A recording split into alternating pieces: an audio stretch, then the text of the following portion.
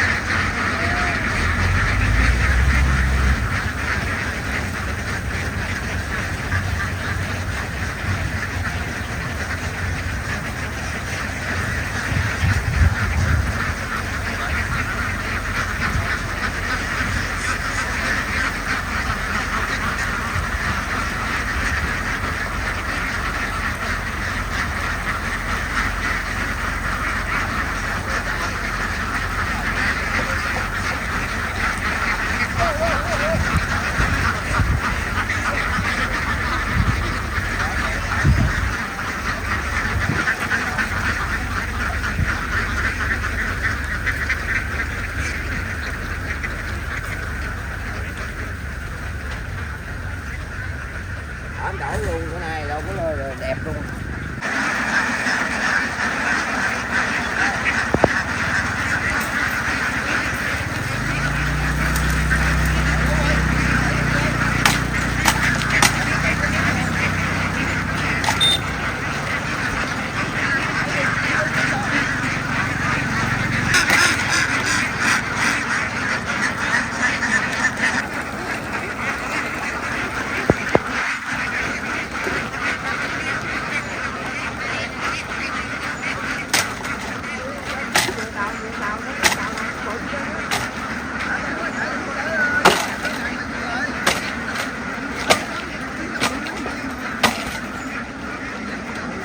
Ngoại già cái đầu để đầu có 6.000 nè.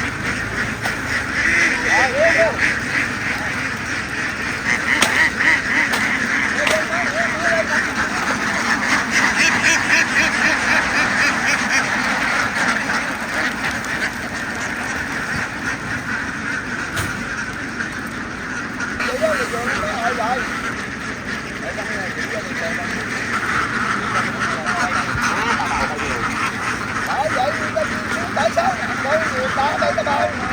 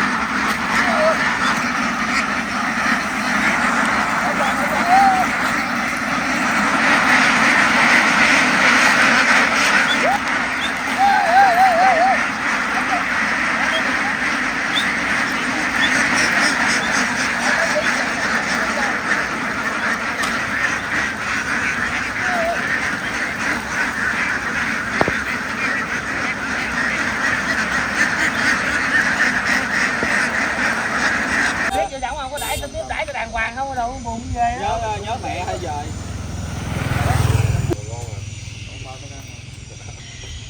Táo thằng Chính đi nữa rồi.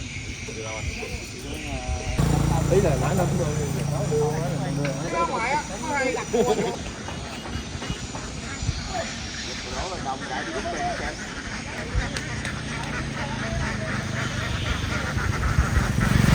Ở nhà tao hỏi cô đây, nó trong dân thành á. Ông có nói nếu mình học tôi đã hỏi. Ba triệu bạc cho ăn bằng nhà đúng không? Cô Giang này nha. Cô Giang à. Cô Giang nó giật đó. Ông vậy đó, nó giật con vợ nó không.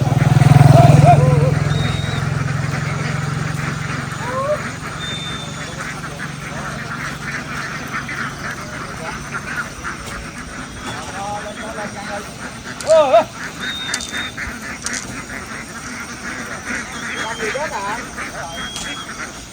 Chứ đừng đi giờ giả đi cho nó đi. Con người phải tới hoài rồi.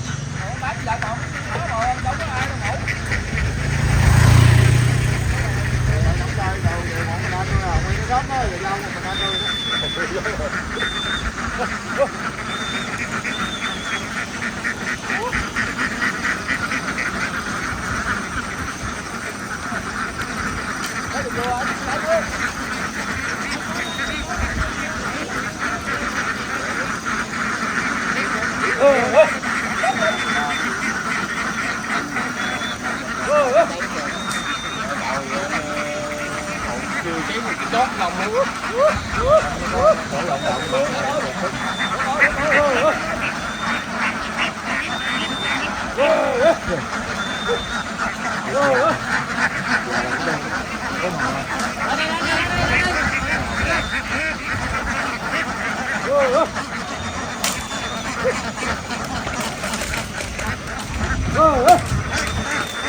Cảm ơn anh Hán Màu.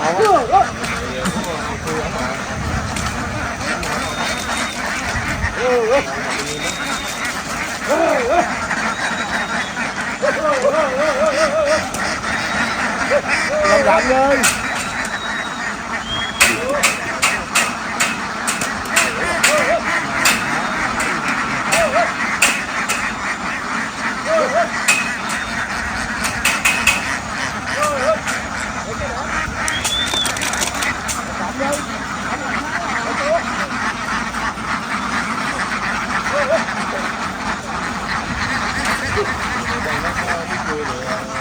Mẹ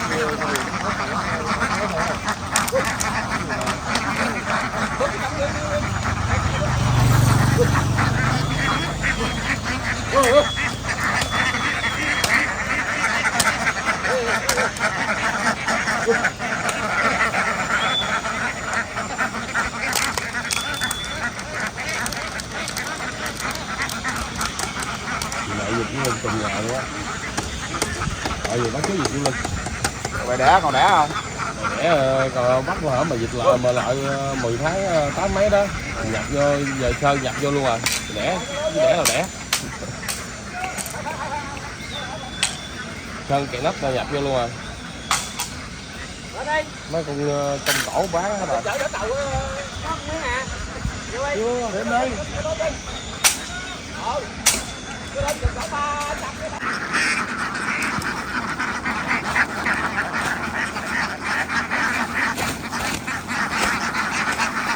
Cầm nước.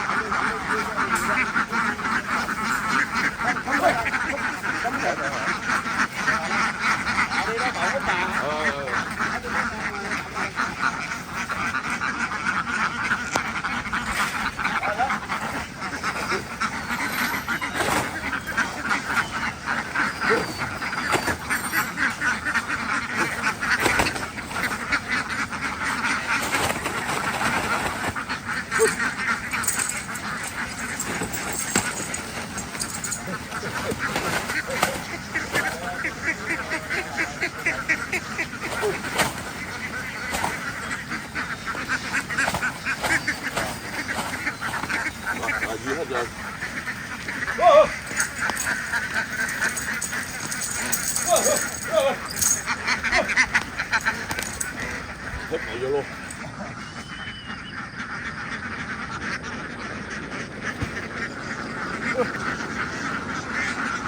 Quang luôn rồi.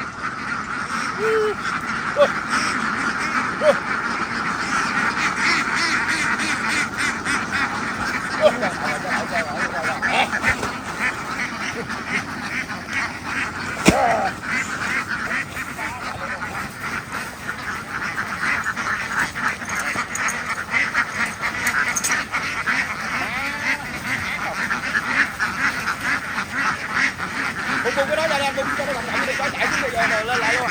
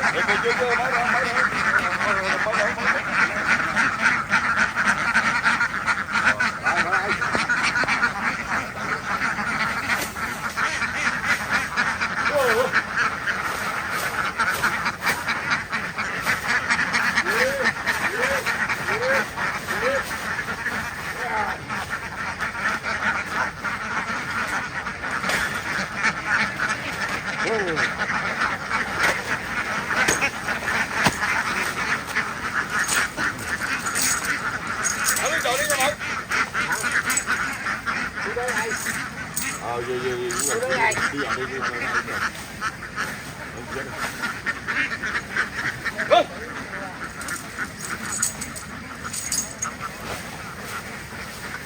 mà chạy theo ca nữa hả? Đi chậm lắm.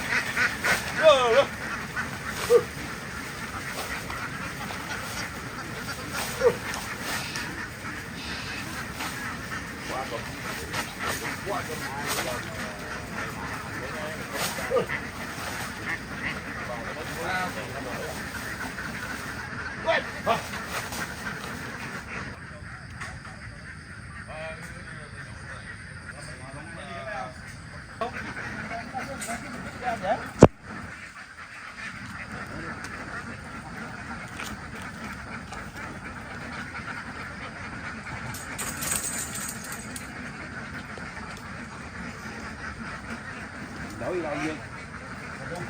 Ủa gì chạy đó? Chết hả?